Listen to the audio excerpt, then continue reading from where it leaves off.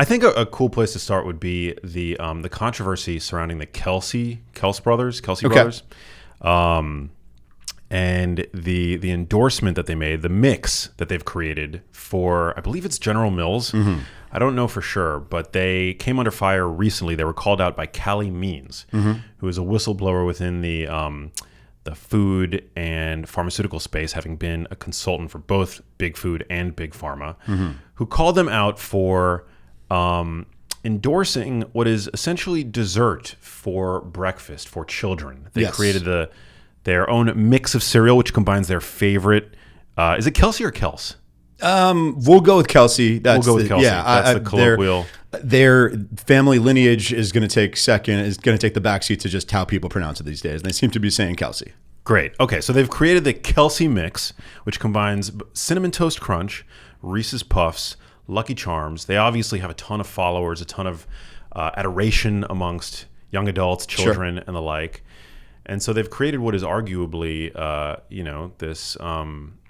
Not that they've created it. They're endorsing something that is very bad for kids and their nutrition. There you go. Absolutely. Well, let's kind of look at this historically, right? And because now looking from our perch of 2024, where a society for better for worse, despite so many people being in ill health, we have the knowledge, right? Our knowledge, the marginal increase in knowledge about nutrition and health from 1994 to 2024 is just monumental.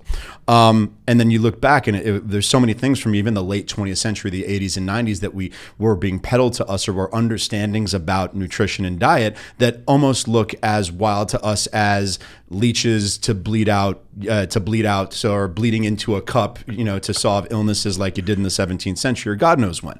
And one of those is, wait, they were telling us to eat cereal for breakfast and that it was a health item, which is completely insane. And zero protein content, high sugar, high carbohydrates, and really not many minerals whatsoever. I mean, some of the cereals like Special K and Cheerios were definitely being framed as, well, they're healthy because they're not as unhealthy as Frosted Flakes, there right? You go. So of the really strange, just wild orthodoxies of late 20th century nutrition that have been exposed in the 21st century, cereal, absolutely one of them.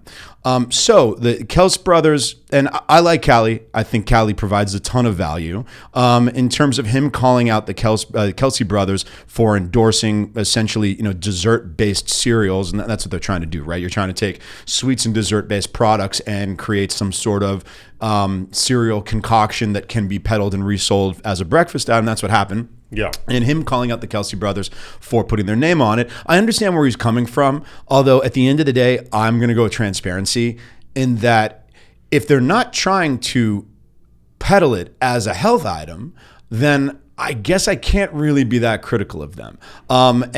Sure, there's a little bit of hypocrisy between them, holding themselves out as advocates, as wellness advocates in other realms, and then also endorsing this stuff. But, I see once he called them out and their response was, listen, there's times for health and wellness and nutrition, and there's times and life also involves having treats, and these are treats.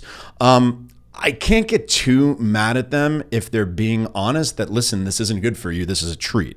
And at that point, it's a little bit more of a parental issue. And if parents are trying to raise healthy, fit kids, and other than just very rarely as a reward treat, indulgence, allowing them to have something like this for breakfast, I'm a little more, my ire is aimed a little bit more towards the parents than towards the celebrities who might be endorsing it without really claiming that this is a health food item.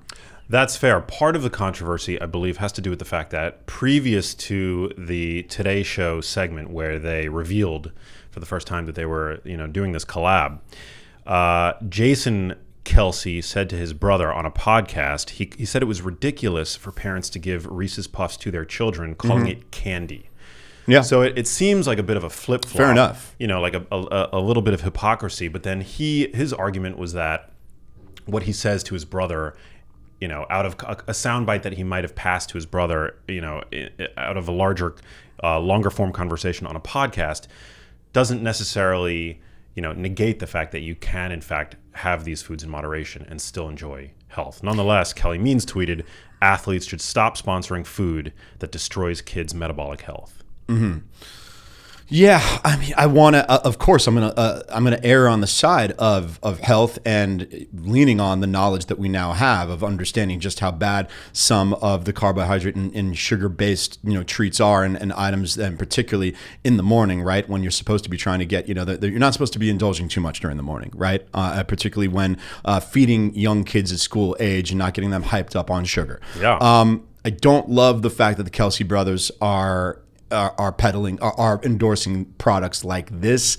But once again, when it comes to these items, the cat's out of the bag. Everybody knows they're bad for you. Cigarettes, sugary sodas, fast food, social media. I kind of lean in the same direction on the social media conversation, with a lot of people wanting to blame social media platforms for the ill effects of social media use by children or the youth. And I'm sorry, that's like blaming whoever invented the printing press for Mein Kampf. It's you're the parents, you're there. These are tools that are going to be developed. Social media and digital tools are not going to go away. You're not going to be able to remove access to them from the childhood experience unless you're monitoring it as a parent. So I don't like I don't like shifting the blame all to the companies that are providing products that might have pluses and minuses, and taking the responsibility away from for children, from their parents, or from adults who at this point either know or have no reasonable stance not to know that some of these things are harmful. Yeah, I really appreciate that perspective, because it is true that you can enjoy these indulgence foods now and then in moderation, so to speak, and see no health consequence whatsoever. Yeah. And in fact, if you are a busy parent, sometimes unfortunately, it's better to be fed than to allow your child to go to school hungry. Sure. And so if you don't have time to cook the eggs and the steak and eggs, or whatever a so-called optimized breakfast might look like, it is great to have so-called cereal at your disposal. But have you tried any of these newer high-protein cereals that are on the market now? I have not. What do you think? Unlike when we were children, now I think one of the amazing things about the awareness of the potential harms of ultra-processed grain-based foods and the value of starting your morning with protein, we've got cereals like Magic Spoon on the market that are fantastic. Magic Spoon came on, actually. They're one of the sponsors of the podcast, but I've been a fan of Magic Spoon since I first tried their cereal, I don't know, something like 6 years. Prior to now, their whole goal has been to bring back the nostalgic vibe of the cereals of our youth, but imbue those cereals with super high quality protein. We have other cereal brands like Three Wishes, which are amazing, and you can now find these, like Target carries them. Yeah, and that's fantastic. And think, you look back on it, and there was kind of a standard American. You have the steak and the eggs and bacon breakfast, and then you have the cereal, slice of toast, and orange juice breakfast. And looking back on that, it's pure lunacy that's what most American children were being fed for so long. Now, if you can replace that, you make your few switch out the orange juice for something non-glycemic beverage, maybe a different type of toast, and you have a protein-based cereal, fantastic. And the fact that is now an option for people is definitely a great thing, and I think also speaks to how we're so much more informed about these types of items. The inherently, yes, I think the Kelce brothers probably need to choose one side or the other and say, listen, either we're going to be health and wellness advocates, or we're going to be guys who kind of are looking for a paycheck. And because there's others who don't, right? There's others who don't hold themselves out to be health and wellness advocates. Yeah. They say, like, I might do a McDonald's commercial. I might endorse something that is a bit of a vice, right? So I'd like to see them choose a lane. However, I think as long as everybody's informed, I just don't think the fact that there are 70 different types of cereals on the shelves anytime you go into a grocery store, I think it's strange, but I don't think it's going anywhere. Yeah, I would agree with that. All right, moving on. We've got you brought to me an article about trigger warnings. Yeah. Apparently trigger warnings are not all they're cracked up to be? Possibly fruitless, maybe anxiety-inducing? Absolutely. And I think this is pretty much obvious to anybody who looked at things through a clear lens. Once again, looking at the historical trajectory of these things, society survived pretty well without trigger warnings for the 99.998% of our Western civilization. We were moving ahead, and that people were able to encounter material that was potentially, troubling or might trigger the trauma of a very small cross-section of people out there. And we didn't know he needs to go ahead and warn them ahead of time, other than the basic kind of categorization of R movies, PG-13 movies, PG movies. Figured, all right, these are imperfect rating systems, but they're better to have than not to have. But we're not really treating people like children, other than the PG movies and saying, or G-rated movies. Trigger warnings, I'm sorry, right off the bat, on their face are treating people like children. Like, oh my God, because 1 out of 275 people might feel distraught or might be triggered by something that they might see, that we have to stop and kind of put this warning in front of everybody. And it's going to have an effect, an anticipatory effect to everybody else who's going to be fine with seeing it. And yes, trying to lean on a notion of resilience as opposed to safetyism, and safetyism is the prioritization of emotional safety over everything else, which is definitely where society's been leaning the last 10, 15 years. I don't think it's helping anybody. And yes, some studies came out recently showing that trigger warnings don't help anybody. They do not help anybody, okay? They don't create, the people that it's supposed to be protecting, they don't avoid the material. They don't handle the material better once they encounter it, and everybody else is just creating anticipatory anxiety, right? So it literally 0 for 3. There's no positive benefit to trigger warnings other than for some people to get to preen and kind of give a facade that they're compassionate, sympathetic, sophisticated, evolved people because they support trigger warnings. That's the only benefit that there is to trigger warnings, and it's not much of a benefit at all. So virtue signaling, essentially. 100%. I think virtue signaling, unfortunately, while it is an accurate way to describe a lot of things, the meaning's unfortunately been kind of squeezed. It's been squeezed of all meaning. So I'd like to come up with other ways to describe this. But hollow symbolism or kind of phony compassion, whatever you can say. In that, yes, I think that we need to start leaning towards treating people like adults as opposed to kind of blanketing society with the types of things that you might see in a kindergarten class that you really, until about 2015, never saw in the adult world. Yeah, and why does every single piece of content need to be rated? Like you brought up the movie rating system. Which is an artifact of a bygone era. I mean, we saw with... I'm actually going to disagree with you on that one, because I think that there are some things. I was listening to a podcast about Pulp Fiction. Bill Simmons and the Rewatchables went deep into Pulp Fiction, one of the great pieces of art of the last 50 years, right? I was probably 12, 13. Like, yeah, man, I'm not going to say like that male rape scene. Yeah, kids under 15, 16 shouldn't see that. Shouldn't see that stuff. I'm sorry. Yeah, that's a disturbing thing. You cannot process. That is a thing that absolutely, from all the knowledge we've built up over the decades and the centuries of modern civilization, we can make a pretty good assessment that a 10, 11-year-old child is not going to process seeing that as soundly as a 20-year-old or 30 or 40-year-old person is going to. So keep some more sexually explicit and disturbing and deviant stimuli away from children. So I think it makes sense in that regard. But that rating system had been pretty well tested over the course of decades. And then, all right, we're not making society too prudish by making certain things R-rated, and we're not being too permissible by making things PG-rated. So we may not have a perfect rating system, but it's definitely not. We're definitely not too far off the mark. And that rating system existed for 50, 60 years. I'm talking about the types of things that you really have only seen as of since the adolescent phase of social media and the digital age. So I'm talking since the late 2000s.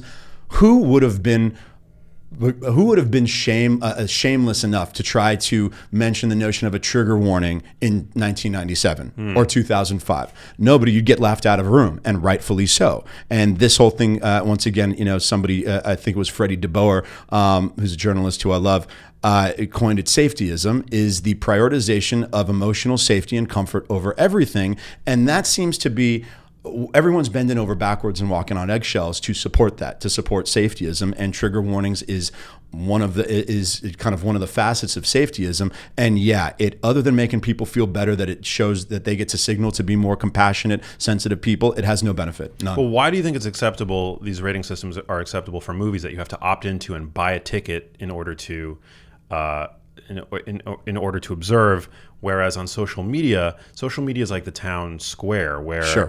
Anybody can be exposed to pretty much anything on social media. I mean, X is now has come under fire due to, I think it's a net positive that it's become so free and open, but there's porn on X, there's all kinds of things that children are on that Sure. platform as well. Yeah, I think people really knew the categories before, right? Sexually explicit and violent.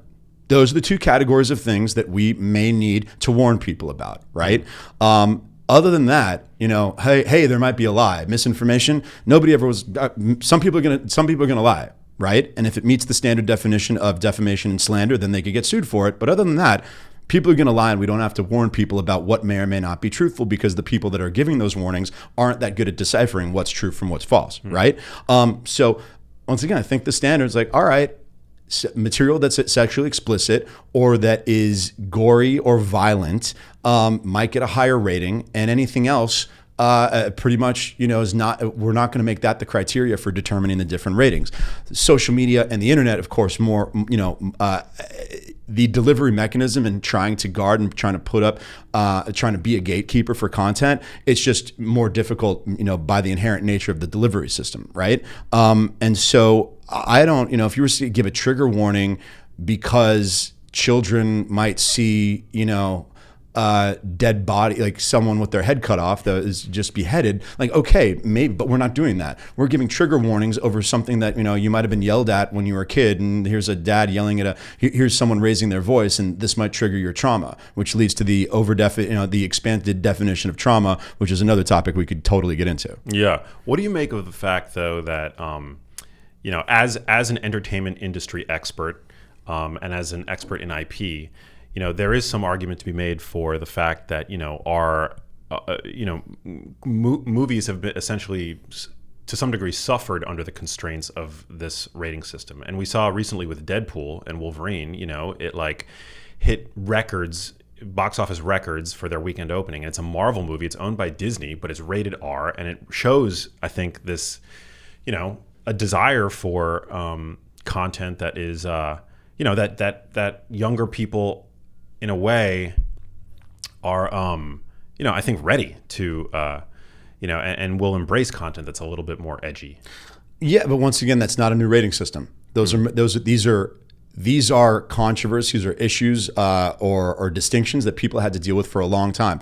And all throughout the 70s, 80s, 90s, 2000s, producers and creators were dealing with ratings issues of whether or not they have to cut, a couple F words out of the movie, or a little less blood and guts. And I think it might have been either Tarantino or Oliver Stone who said they put in a couple extra fucks and a couple extra murder scenes just because they could say, okay, I'll cut that. And then they end up just where they were, anticipated. Where they wanted to be in the first place, and they've been able to throw a couple bones to the censors. But I like the tension this tension of the artists being libertine and there being some countervailing force that's trying to pump the brakes on that, and out of that tension leads to the right answer, right? Once again, as to the traditional categories, sexually explicit material and violence, I think that once you start dipping and trying to censor stuff based on pure content, on point of view, on whether or not on the notion of misinformation, that's when you really the train starts to go off the tracks, because that's not something that if a documentary came out, the rating for the documentary wasn't based on whether or not someone thought the documentary presented true or false information, right? Yeah. If it met the definition of defamation, if it portrayed or asserted a factual inaccuracy about a specific person in that documentary, that person can sue. Yeah. Yeah, well said. From that Harvard study that was published in the journal Clinical Psychological Science, there was evidence that trigger warnings sometimes caused anticipatory anxiety, but they did nothing to relieve the distress of viewing sensitive material, nor did the warnings deter people from viewing potentially disturbing content. In fact, they sometimes drew folks in. Wow, so fruitless Indeed. Yeah, what was that study? Everybody don't think of a pink elephant, so everybody in the room thought of a pink elephant. It's how it goes, unfortunately. There you go. There you go. All right, so another big controversy over the past couple weeks has been, well, the Olympics has been a source of many different controversies. I don't even know where to start. But for one, they tried to be the most quote-unquote sustainable Olympics yet, and in so doing, they have committed to over 60% of the food being plant-based for the first time. And this has caused quite an uproar within the Olympian community, with many clamoring for higher quality sources of protein, like meat and eggs, to the degree that the catering company, in fact, has subsequently, I've read, allegedly placed a massive order for steak and eggs and the like. What are your thoughts? Well, going back to virtue signaling being a very accurate way to portray it, but maybe not a word that some people tune out now because it's been used so much, but it accurately describes this. There is the marginal distinction in the so-called carbon footprint from serving meat to the athletes at the Olympic Village versus not. When you put that up against simply the carbon footprint created by people flying from all over the world that's where it all falls apart. 90% of this so-called sustainability stuff falls apart when all the people advocating for it or trying to apply these policies all are utilizing modes of transportation that create exponentially a larger carbon footprint than anything they're saving. That's where it usually falls apart, and it clearly is here. If you can, and the problem is they always try to get anyone who opposes this on the back foot by making it look like you don't care about the environment or global warming. I was like, no, I just like to run a cost-benefit analysis. I just like things to make sense, right? And that we have to just accept that some aspects of modernity, like being able to get on a plane and fly in 10 hours to another continent, these are things that these are advancements in civilization and society, and they're not going anywhere, and people are going to keep on using them. So to the extent that we can reduce our carbon footprint or support sustainability initiatives without giving up the basic vestiges of modern life and human advancement like air travel or higher quality food, I mean, we're going to run that cost-benefit analysis. In what universe is the cost-benefit analysis of disrupting the diet of Olympic athletes who have literally been training their entire lives, of which nutrition is a basic component of their training? How on earth is disrupting that to reduce the carbon footprint of the universe by 0.00000000001%? How does that cost-benefit work out in a million years? And so you look at it and you're like, oh, okay, this is an organization, an institution that simply wants to look like they're obeying the orthodoxies of modern progressive institutions. That's it. There's no other benefit other than compliance and conformity. Yeah, absolutely. I mean, it feels like gaslighting. I mean, these are the world's elite athletes. Yes. Who have had their nutrition so dialed so as to be able to perform at the level that they are able to perform at. And here you have whatever authority is in charge of determining the food on site at the Olympics, limiting options to high quality animal source foods, to me just seems absolutely insane. Yeah, kind of. Yeah. What's the rest of Paris doing right now? Do you think steak frites stopped for 2 weeks because of the Olympics? Think nobody's serving ham or steak frites in the rest of Paris that's going to dwarf any marginal benefit from supposed sustainability. So yeah, that's it. I mean, it's not that people are necessarily anti-environment or want to be dismissive about concerns or but we're not dealing with Mr. Burns and the Springfield power plant, dumping toxic waste in a river for drinking water for children. That's not what's happening here. But they want to assert that that's the case. That if you oppose any sustainability initiatives, that you're simply being dismissive of any concerns about the environment. Correct. No, you just have to balance out people's ability to function in a modern society with sustainability initiatives and look for where it makes sense and where it doesn't. And in this case, it absolutely did not. Yeah. Yeah, and also it's a very ethnocentric, first world privileged position. I mean, these athletes are coming from all over the world. Yes, there absolutely. are no hunter-gatherer tribes that are vegan. I mean, it's humans are incredibly adaptable, and you bring together the world's most prized athletes, and it just seems like it's almost like they were trying to piss people off. I don't think they're trying to. I think that gives them too much credit. I'm telling you, the people involved at the heads of these organizations, and this is where people, I think, go a little stray in a lot of the criticism around the World Economic Forum, in that a lot of stupid ideas come out of the World Economic Forum.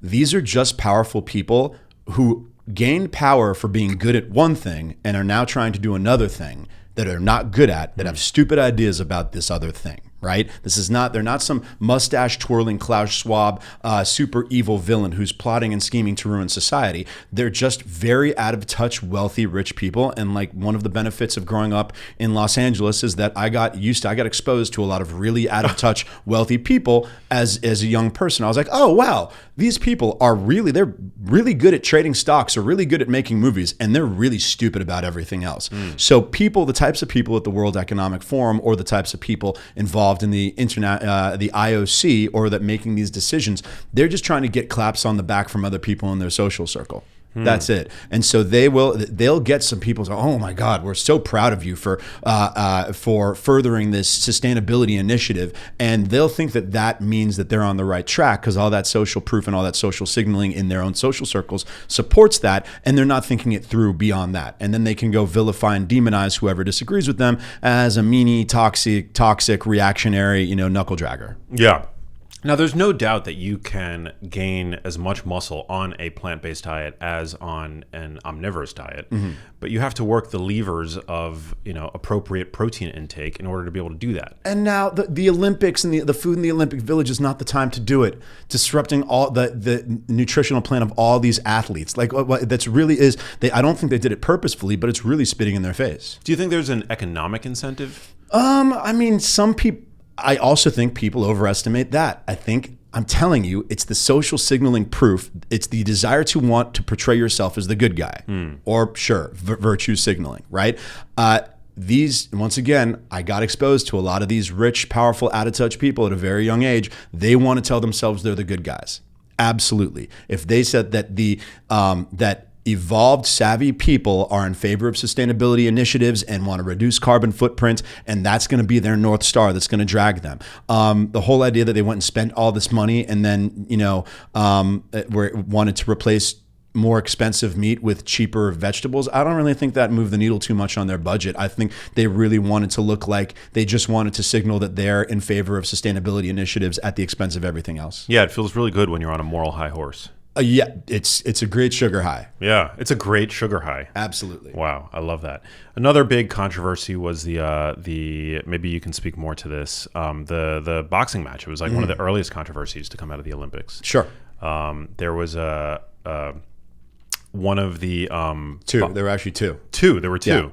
Yeah. So unpack this for us. Okay. So there were two female or supposedly female boxers who were participating in the female boxing competition at the Olympics.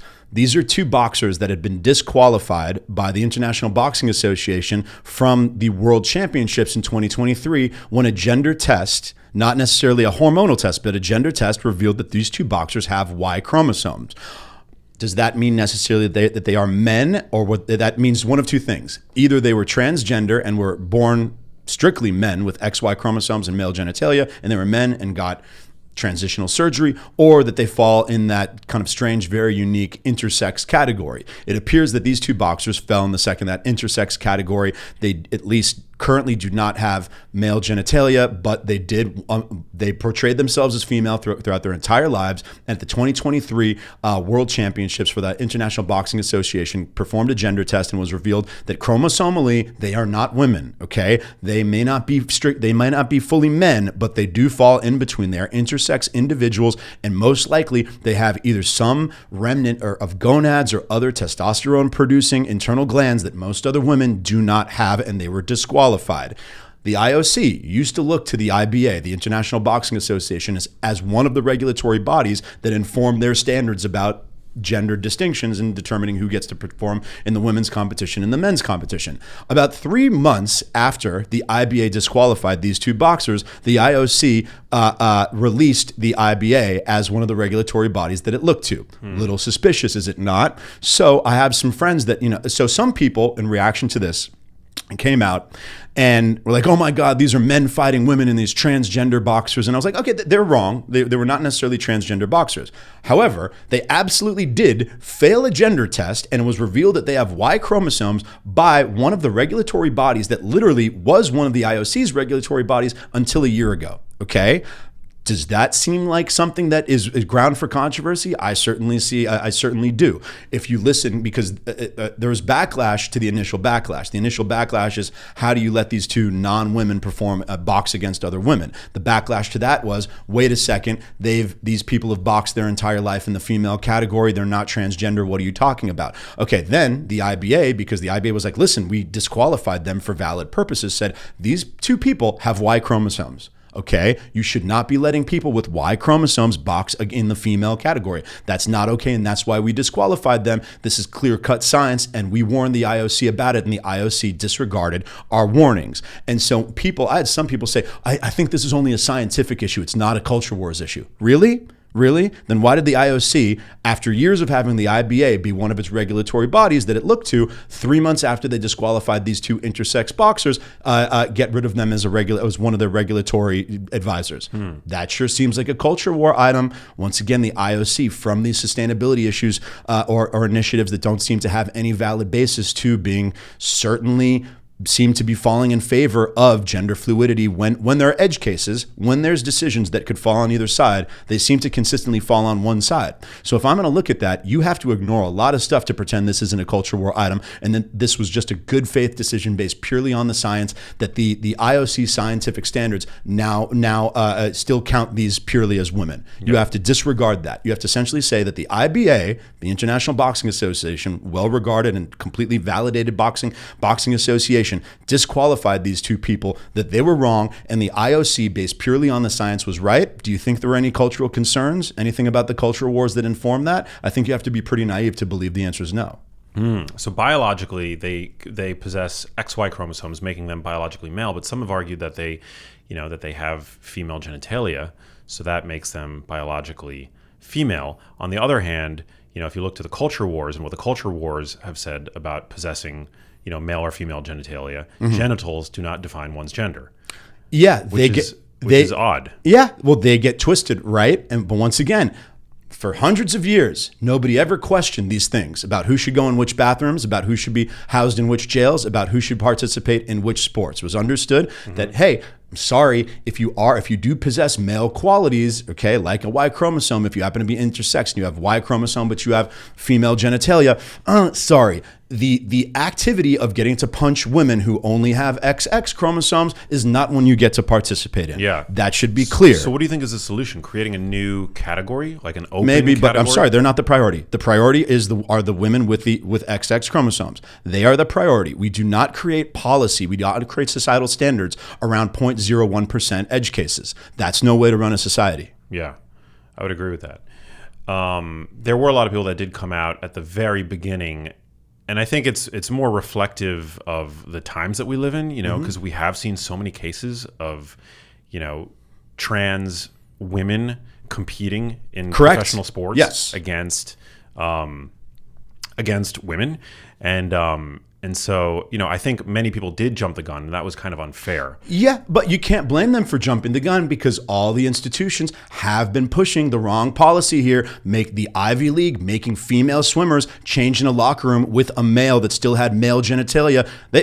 Leah Thomas still has a penis. They were making female swimmers, female college students, change in the locker room with a male who just happened to get a little hormonal surgery and get a couple things chopped off and pretend that he was a female and swim against them. Yeah. Okay, so I don't blame people for jumping the gun, because other institutions have peddled athletic policy based purely on gender fluidity and transgender ideology, which is wrong. You cannot do that. So the fact that people then jumped the gun and assumed that this was another instance of that, while it was still, but here's the thing, they weren't fully wrong. The IBA was right. If you have a Y chromosome, sorry, you don't get to participate in competitive sports of punching other women. I've read reports that there were hormonal tests.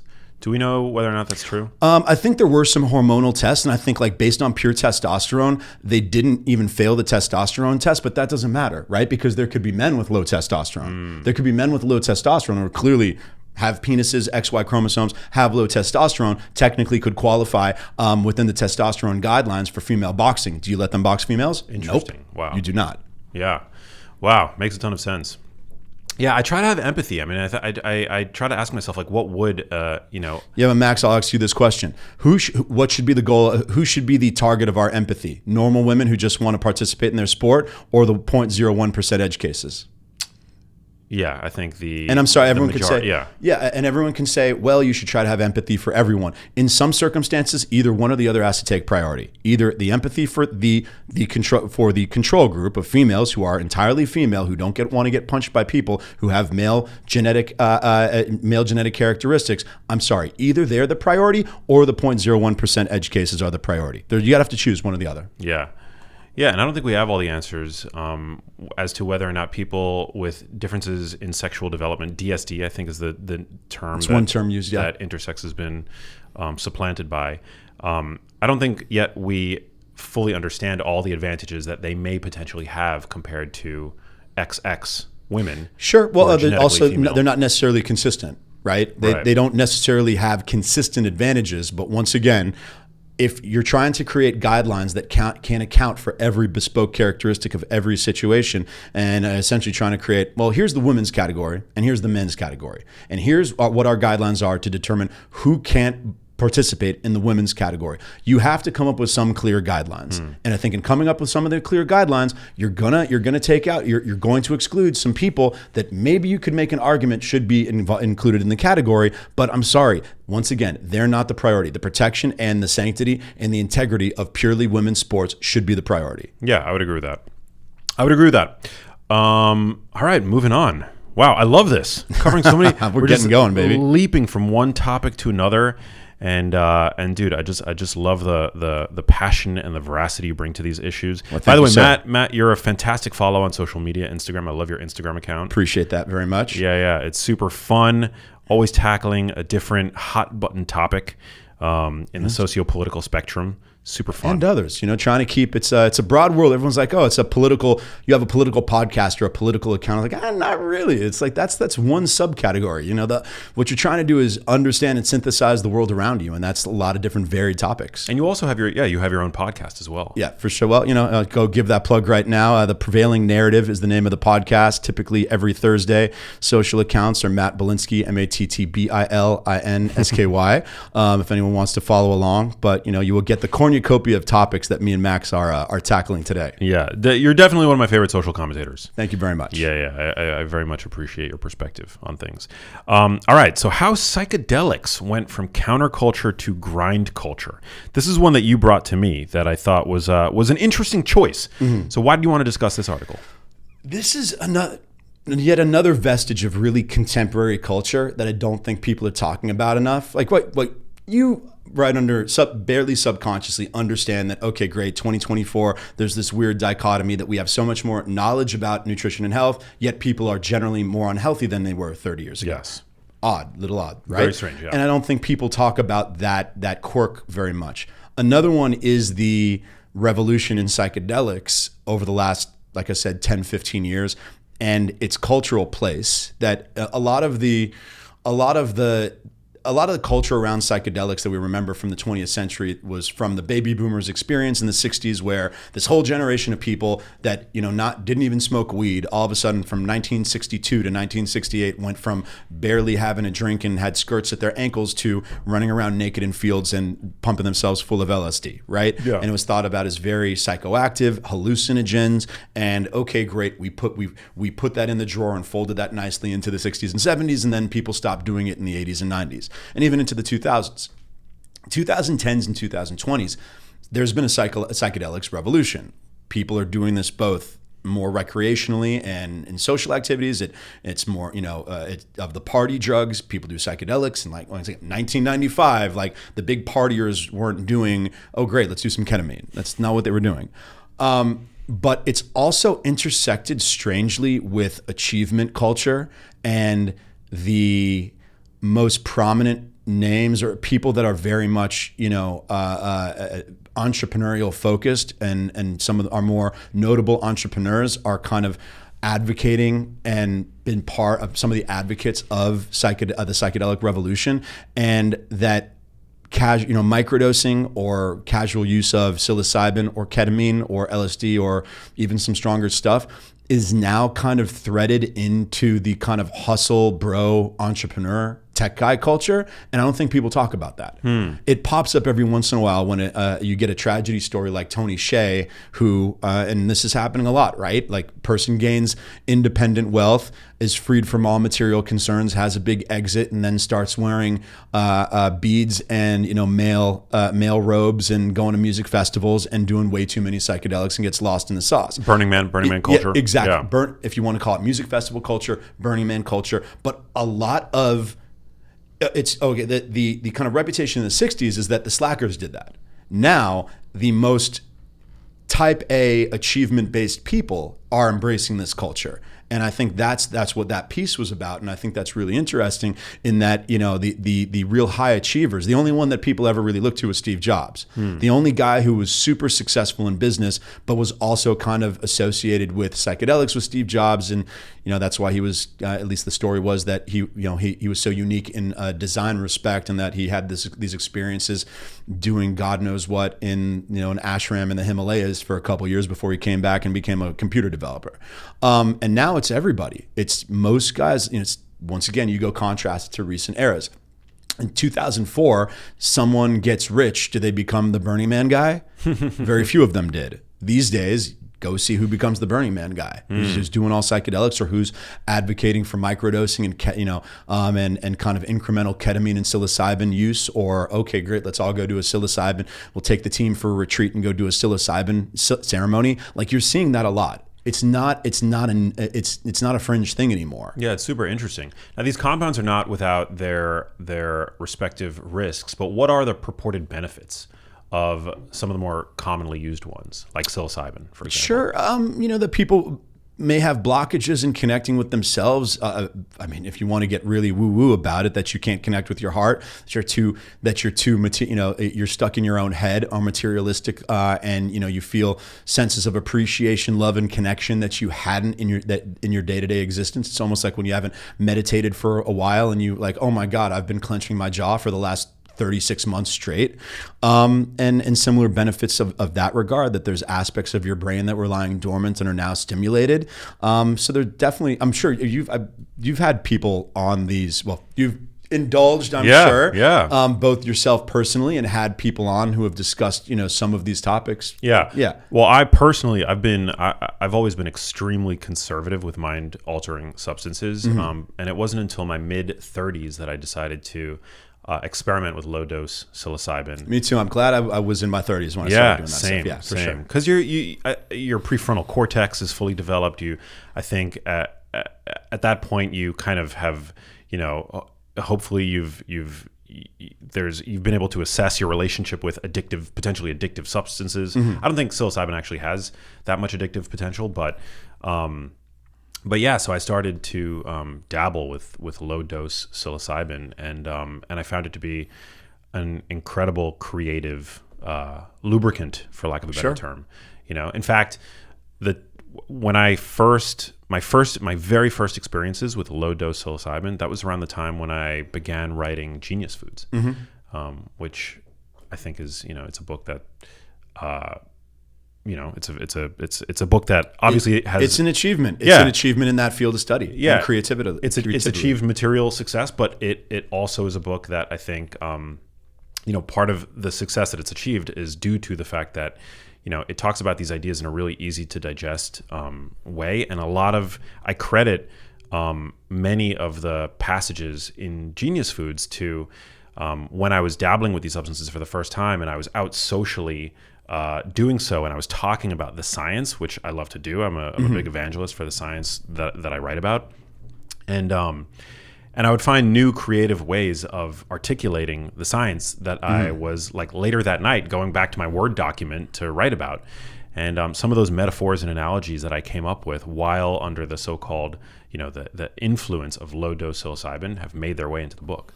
Yeah, and lots of people point to those types of experiences, and similar to other drugs that some people advocate for, weed just sometimes just chills you out, sometimes just gets you in a more relaxed, positive frame of mind and lets some stuff bubble to the surface, or cleans out the subconscious. And I think a lot of people, and that's part of what has been driving this revolution over the past. Once again, everyone said people were not doing nearly as much psilocybin, chocolates, ketamine, LSD up until about 10, 12 years ago. There's absolutely been a revolution in this regard. Yeah, what do you think has been the driving force for that? And I mean, I've been trying to think this through. I mean, a little bit of it is the music, right? And the drugs, and we've seen from throughout the ages, drugs and music have a bit of a symbiotic relationship. And as music became more electronic and less vocal and more instruments and electronic based, that works better with some of these psychedelic drugs. That all this music festival culture, the music festivals had to happen, right? Like the EDM. The EDM that funnels. These drugs funnel into that, and that music funnels into these drugs, and there's better symbiotic relationship there than classic rock or hip hop, right? Yeah. So that's one factor. That's for sure. Right. I think the way that the economy works, and that, a lot of people got richer a lot quicker this century than previously. I mean, Gary Vaynerchuk is like, listen, I was coming up. There weren't any startups in the 80s and 90s. Like, there were just a couple people who were really technologically oriented. There was no internet. You weren't going to just come up with a new brand and launch it off the internet and go raise a $700,000 seed round and go launch your business. That was not possible. So a lot of people were freed from material concerns at an earlier age and were then looking for higher attainments of consciousness. And a lot have looked in this direction. So once again, that's also chicken or the egg. Is the hustle culture and the business culture in the digital era more conducive to doing psychedelics once you've already achieved something, or does it just make more sense if you're not sitting behind a desk all day and you're out there being adventurous and creating something, that you're more likely to do psilocybin than to not do it. But I think those two factors are definitely at play. And from there, who knows? I mean, the fact that people stood up music festivals all over the world, and we live in a more globalized, connected society where the option to go and travel to a far off land to a cool music festival, and these are probably drugs that you want to be doing if you do that, it's just more opportunity. I think those are all factors. Do you think that these drugs might one day we might see what's happened in the cannabis industry, the fact that now it's essentially maybe not at the federal level, but here in California and certain other states, Oregon, I believe. Yeah, you can buy cannabis products super easily. Yeah, I mean, it's certainly headed that way. I mean, it's drifting from black market to gray market. Will it get as white market as cannabis? I think probably not quite, because it's more impactful. You don't want people going around, on ketamine and psilocybin all day long. And something we haven't talked about is just like the benefits. And a lot of the people that are that's the only I don't deny the benefits. The problem is some of the people that are advocating the benefits are denying the burdens and the risks. And it's coming back to bite some people, because there's a couple people that I know that have got caught up, that thought they were doing a real positive found a real discovery in doing psilocybin and ketamine, who got lost in the sauce and then started spinning out. And it's more than a couple people. And once again, if you believe it's nothing but potential benefits, the chances of you getting lost in that increase exponentially. And so I think I think there will probably be, kind of natural and societal antibodies to it becoming as widely used and widespread as cannabis. But it's going to incrementally become more prevalent and more legal, for sure. I also think a lot of people, possibly mistakenly, see them as a shortcut through the real work that often needs to be done with regards to mental health. Absolutely. Seeing a therapist, for example, working through issues. A lot of people now will, you hear reports of people, even in our peer group, taking trips to Peru to go on these ayahuasca journeys, and they come back and they claim to have had, the veil lifted, from their eyes, but I'll often encounter the same people 6 months later, and they're doing the same it again. Or doing it again, or they're essentially the same people. Yeah, you see a lot of that, and maybe, and I'm just noodling here, is that the positivity or the high from some of these discoveries are getting reconnected with an emotional center might elevate them temporarily. And it's not false, it's not bad, but it might distract you from some stuff that you're keeping under wraps.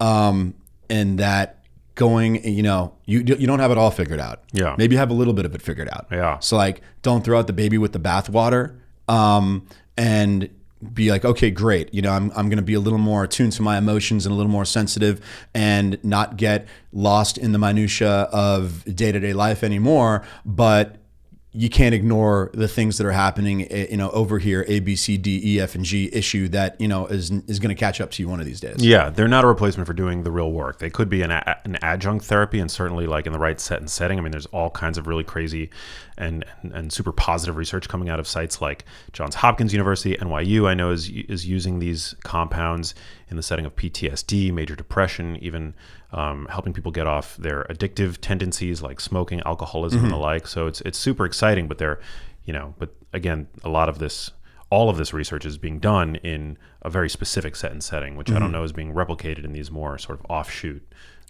experiences. Yeah. And going back to the original topic, I mean, it's like strangely now intertwined with business culture. And I mean, me and you, we're talking about it here a little bit as kind of passive observers of, hey, this is interesting, but I don't know. We'll have to see how that story ends. I mean, this could be, however many, some of the people that might be advocating for corporate retreat to go out to the woods and, take some mushrooms. I don't know. That could go very wrong. We'll see. It could. All right, let's talk about social media. A lot of people now are frustrated, and this is illustrated in an article that came out in The Atlantic, Why I Hate Instagram Now. The site has allegedly made a pivot, which I think is fairly plain to observe, to entertainment, putting loved ones in competition with ephemera. So transitory, essentially fast food style content, which I think betrays the original purpose of Instagram and social networking in general, which is to, again, to be social. Sure.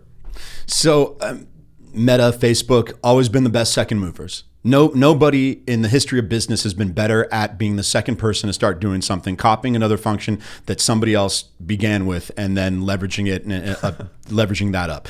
They did it with stories with Snapchat. They're like, whoa, this whole Snapchat thing where you can do a sequence of posts is getting very popular. Oh my God, let's find some space for that at the top of everybody's profile. And now everybody can do stories and share more things than just whatever they wanted to post on their main feed. That went well. That went very well for Meta and Instagram. It was purely additive. It didn't seem to cannibalize any of the main functions. And, loud people like to chit chat like me got to overpost. Okay, fantastic. Then TikTok comes along, and all of a sudden, okay, wait a second. People want to see comedy, entertainment, and category experts, and be more in a traditional sense of choosing professional or premium content from creators they like, as opposed to seeing just stuff from their family and friends and people that are connected to them first or second order in the social graph. And so Instagram and Facebook went ahead and tried to replicate TikTok with Reels, not just by offering Reels, but now prioritizing Reels. 4 or 5 years ago on Instagram, even when Stories was already jamming, you didn't see, oh, here's this really funny clip from 6 weeks ago that just came through my feed. Right? You saw only stuff from your friends that were connected to you on the social graph. And now, you don't necessarily see stuff from your friends and family. You see a lot of stuff that was otherwise boosted. And that's TikTok. It was boosted elsewhere because people, it got a lot of likes. It got a lot of engagement over here. So now we're going to go boost it over there. And that's what they're doing with Reels. They've tanked a lot of people's, and, I'm no exception. They've tanked people's story views because they don't want people, they're trying to drive people away from stories towards posting Reels. And that's what Instagram is more so now. It's not that you don't see any content from your friends, but the share of content that you see from third parties that you have no connection to, but put out popular posts, is going to be a higher share of what you see. I don't love it. I understand why others do. And you can't really deny the numbers, and we can't really deny the results that TikTok exploded in growth and engagement, and Instagram it's just what they do. They try to replicate others' success, and they've been very good at it. And so it would be great if there was if there was a choice. And I don't think Twitter did this well, but at least they had the right idea in mind. It was like, what's it? Your content, people you follow, and then for you. So one feed is from what you're engaging in from people that you follow, and another phase is them recommending stuff to you. I don't think that was executed well by Twitter. I'm not calling it X. Okay, Twitter did not execute it well, but they had the right idea. Maybe Instagram needs to do that. Say, hey, here's your algorithm from 2019, just based on seeing stuff from people that you follow, people that you're friends within the first or second order of the social graph. And here's your TikTok feed of here's funny and or interesting stuff from really popular creators that went viral that we think you're going to want.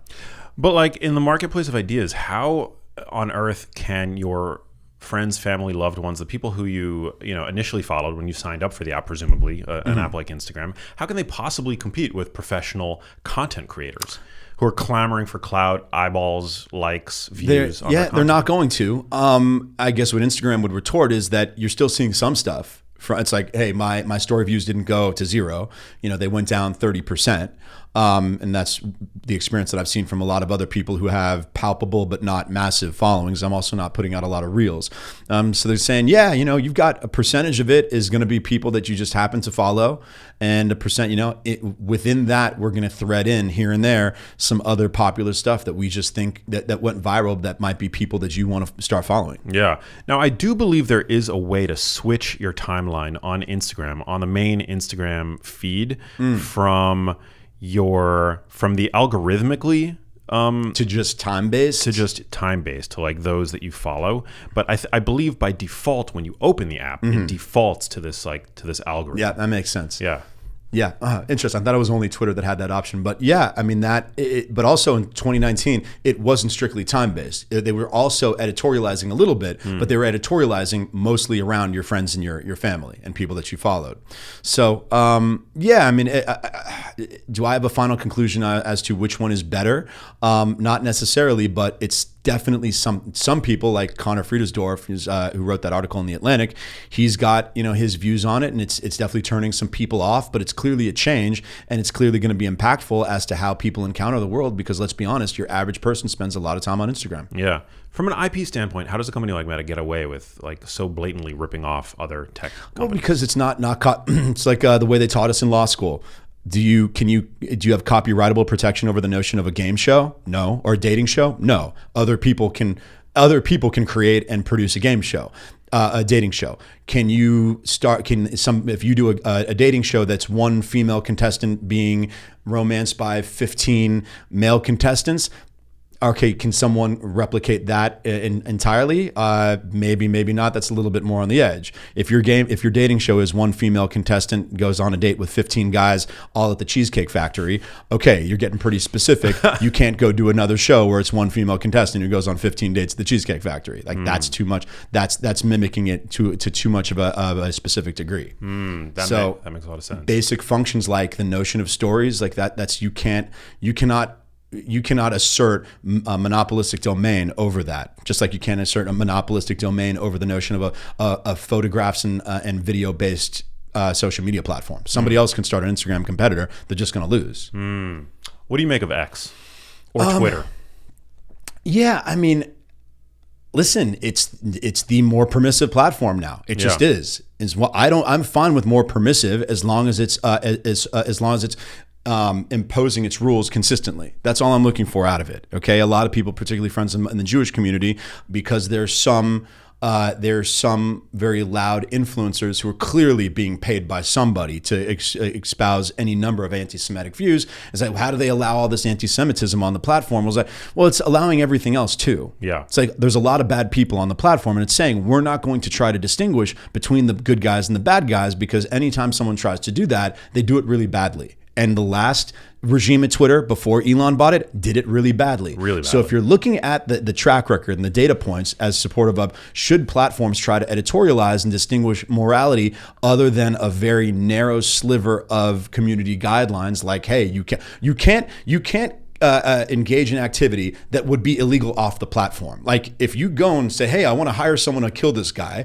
you're committing a crime. You can't go on Twitter and say, hey, I'm taking submissions. Who wants to murder this person for me? That's illegal. It's illegal off Twitter. It should be illegal on Twitter.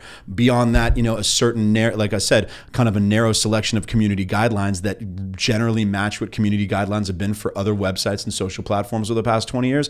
Other than those items, these sites should be generally permissive. You've got other people that say, oh, now under Elon, it's all anti-Semitism and hate. Where the fuck were you? What do you think these people just hopped on Twitter in 2023?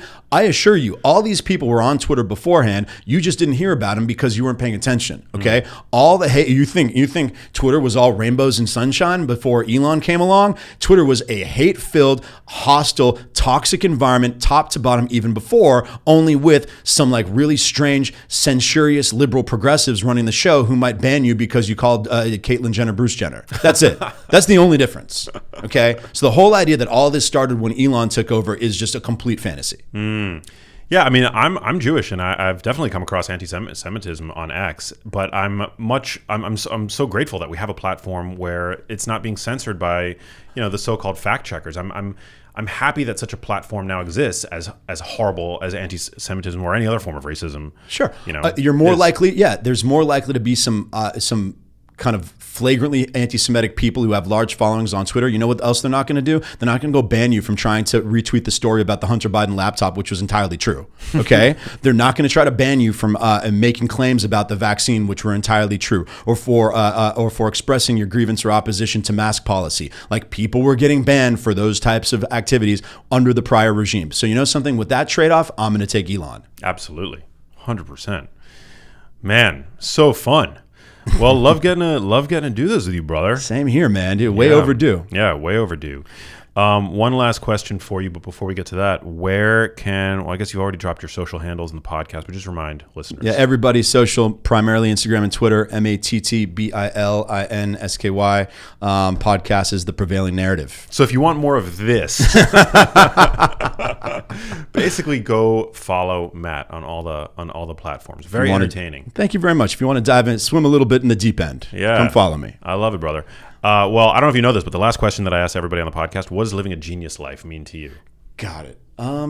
Genius life is consistent engagement in the search for truth and understanding of the world around you. And whether it be nutrition or some of the understanding of cultural stimuli that we discussed on this episode, or just what your personal relationships are, is just consistently, testing out your beliefs, your assumptions about what you see around you, and to try to get, just a little bit closer to the truth. Love it. Amen. Hey, if you like that video, you need to check out this one here, and I'll see you there.